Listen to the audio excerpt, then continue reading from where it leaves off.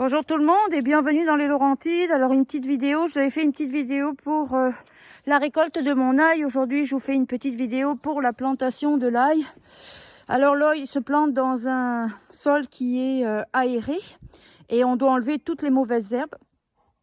Alors comme vous voyez, moi je suis en bordure de forêt, donc j'ai remué ma terre. Je suis un peu en retard sur les dates. On doit normalement planter 2 à 3 semaines avant le gel pour que l'ail puisse commencer, enfin la gousse d'ail puisse commencer à germer et qu'elle s'ancre dans le sol pour l'hiver. Mais bon, on verra bien. J'attendais mon ail de la ferme, je ne l'ai pas reçu.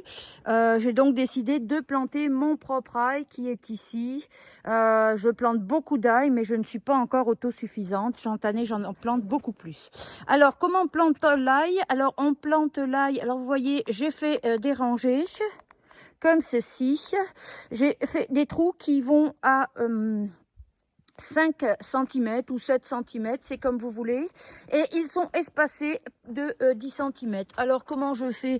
C'est assez facile, j'ai des petits bâtons pour cela qui me permettent, quand je les mets entre deux, de savoir exactement où c'est que je vais planter. J'ai un petit bâton pour le trou et j'ai aussi un petit bâton pour les espaces entre deux rangées. Ça se plante à 25 cm.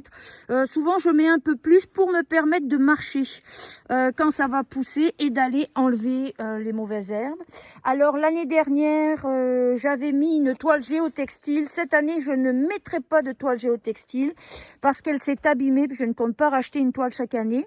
Alors au printemps je verrai, je mettrai sûrement du paillis parce que l'ail il déteste être dérangé et il déteste qu'il y ait des choses qui poussent à côté de lui. Alors qu'est-ce qu'on fait ensuite une fois qu'on a préparé ceci? Bon, moi j'ai toujours un bâton à l'avant de chaque rangée des deux côtés et là on va mettre son ail, la tête en haut. On va le mettre à l'intérieur, il fait très froid, mes mains sont rouges, et on va aller le recouvrir. Et c'est tout simple, on va aller faire tout son ail comme ceci.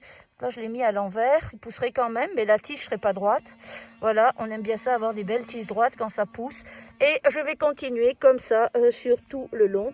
Et comme vous voyez, j'en ai encore beaucoup à faire, car cette année, j'ai décidé d'être autosuffisant et de ne plus dépendre de l'achat d'ail pour replanter. Donc voilà, vous avez vu ce que ça a donné l'année dernière, les fleurs d'ail et puis l'ail. Donc chaque année, on recommence. J'essaye chaque année des choses différentes. L'année dernière, j'avais planté en butte. Cette année, j'ai décidé de ne pas planter en butte. Donc, on verra bien la différence. Voilà, bonne journée des Laurentides. Au revoir.